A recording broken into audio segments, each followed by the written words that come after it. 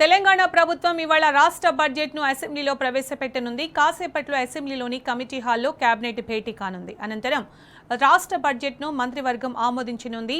మధ్యాహ్నం 12 గంటలకు శాసనసభలో ఆర్థిక మంత్రి భట్టి విక్రమార్క బడ్జెట్ ను ప్రవేశపెట్టనున్నారు. శాసన మండలిలో మంత్రి ఉత్తమ్ కుమార్ రెడ్డి బడ్జెట్ ను ప్రవేశపెడతారు. 6 గ్యారంటీలు 420 హామీల నిధుల కేటాయింపుపై ఇంకా సందిగ్ధం కొనసాగుతోంది. ఈ బడ్జెట్లోనైనా ఇచ్చిన హామీలు నెరవేర్చేందుకు నిధులు కేటాయిస్తారేమో చూడాలి.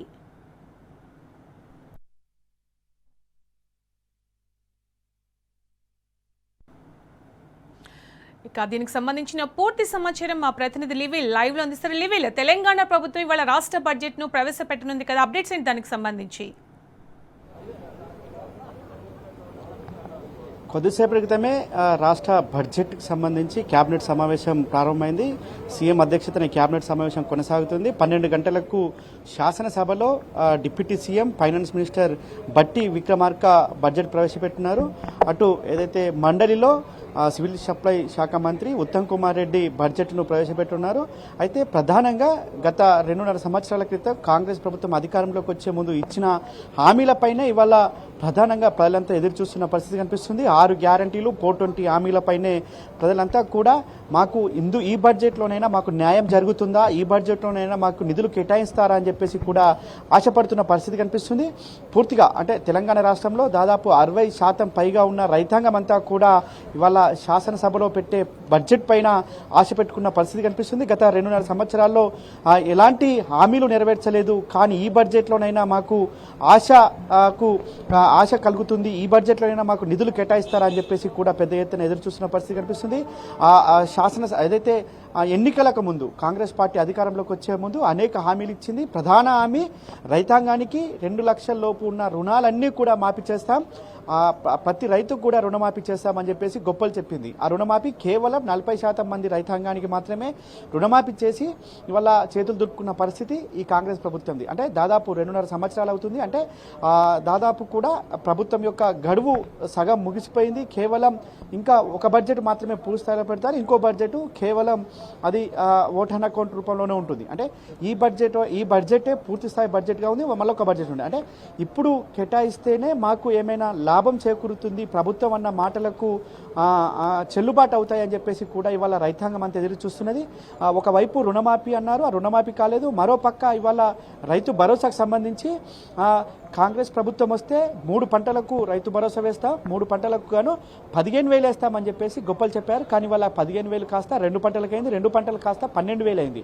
అంటే గత ప్రభుత్వం ఇచ్చిందని కేవలం 1,000 రూపాయలు కలిపి మాత్రమే రైతు భరోసా ఇస్తారు. రైతు భరోసా కూడా మొన్న వానాకాలం పంటకు లేదు, ఇవాళ మళ్ళీ ఇప్పుడు రేపు ఎల్లుండి రైతు భరోసా ఇస్తాం, అది 1 ఎకరాకే ఇస్తామని చెప్పేసి మళ్ళీ కొత్తగా లీకులు ఇస్తున్నారే తప్ప దానిపై స్పష్టత లేదు. ఈ బడ్జెట్లోనైనా పూర్తి స్థాయిలో ఇటు రైతు భరోసా ఎప్పటికప్పుడు సమయానికి, అంటే పంట పెట్టుబడి పెట్టే సమయానికి వేస్తారా, లేదంటే కాలయాపన చేసి పంట చేతికొచ్చే సమయానికి వేస్తారా అనే మీమాంస ఇవాళ రైతుల్లో కొనసాగుతుంది. ఈ రైతు భరోసా పెంపు ఉంటుందా లేదా అనే అంశం కూడా ఇవాళ రైతులు పెద్ద ఎత్తున ఎదురు చూస్తున్న పరిస్థితి కనిపిస్తుంది. ప్రధానంగా ఆడబిడ్డలకు మహాలక్ష్మి పథకం కింద 2,500 రూపాయలు మేము ఇస్తామని చెప్పేసి గొప్పలు చెప్పిర్రు. ఇది యావత్ దేశానికి ఒక రోల్ మోడల్ అని చెప్పుకొచ్చిర్రు. కానీ వల్ల దాదాపు 2.5 సంవత్సరాలు పూర్తయింది. ఇప్పటి వరకు కూడా ఒక్క ఆడబిడ్డకు 1 రూపాయి కూడా ఇవ్వలేని దుస్థితి కాంగ్రెస్ ప్రభుత్వంలో ఉంది. ఈ బడ్జెట్లోనైనా ఏదైతే 2,500 ఒక మహిళకి 2,500 ఇస్తామని చెప్పిన మాటలు ఇవాళ నిజమవుతాయా అని చెప్పేసి కూడా ఇవాళ ప్రతి ఆడబిడ్డ కూడా ఎదురు చూస్తున్న పరిస్థితి కనిపిస్తుంది. ఈ బడ్జెట్లో మాకు నిధులు కేటాయిస్తారా, లేదంటే మళ్ళీ కాలయాపన చేస్తారా, మళ్ళీ దాట వేస్తారా? ఈ బడ్జెట్ లోనైనా 6 గ్యారెంటీలు 420 హామీలకు నిధులకు సంబంధించి ఒక స్పష్టత వచ్చే అవకాశం ఉందనుకోవచ్చా? అంటే ప్రతి విషయంలోనూ కాంగ్రెస్ ప్రభుత్వం కేవలం మాటలకే మాత్రం పనిచేస్తుంది, చేతలు చేయడంలో పూర్తిగా వైఫల్యం చెందుతుంది, విఫలమవుతుంది అనేది ఒక నానుడి ఉంది. అది అక్షరాల నిజమవుతుంది.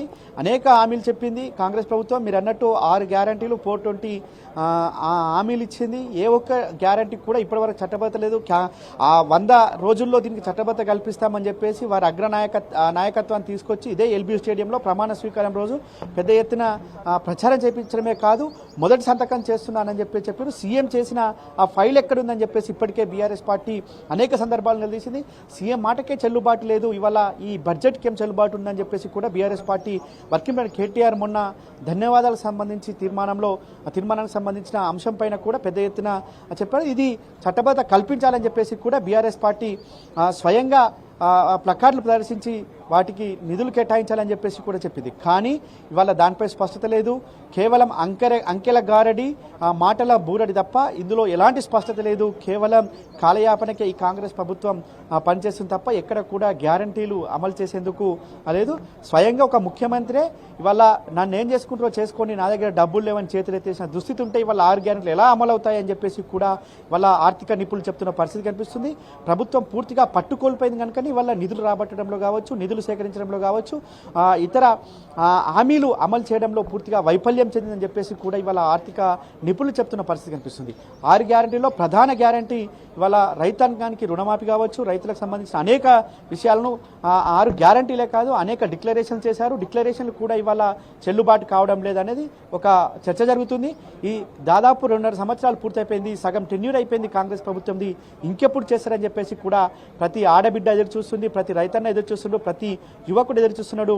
మరోపక్క రైతాంగానికి ఇటు మహిళలకు ఇస్తానన్న అవి పక్కన పెడితే ఇటు ఏదైతే నిరుద్యోగ యువతకి జాబ్ క్యాలెండర్ ఇస్తాం, మేము యూపీఎస్సీ తరహాలో మేము నిర్వహిస్తాం, ఇది దేశంలోనే మొట్టమొదటిసారి ఒక సంవత్సరానికి 2 లక్షల ఉద్యోగాలు కల్పిస్తామని చెప్పేసి పెద్ద పెద్ద ప్రకటనలు ఇచ్చారు, పెద్ద పెద్ద హామీలు ఇచ్చారు, పెద్ద పెద్ద మాటలు చెప్పారు. కానీ దాదాపు 2.5 సంవత్సరాలు పూర్తయింది. ఇప్పటి వరకు ఇచ్చిన ఉద్యోగాలు కేవలం 11,000. అవి కూడా గత ప్రభుత్వంలో ఇచ్చిన నోటిఫికేషన్లకే వీరు పట్టాలి ఏదైతే నియామక పత్రాలు ఇచ్చారే తప్ప ఎక్కడ కూడా జాబ్ క్యాలెండర్ లేదు. ఇవాళ యువతంతా కూడా ఎదురు చూస్తుంది.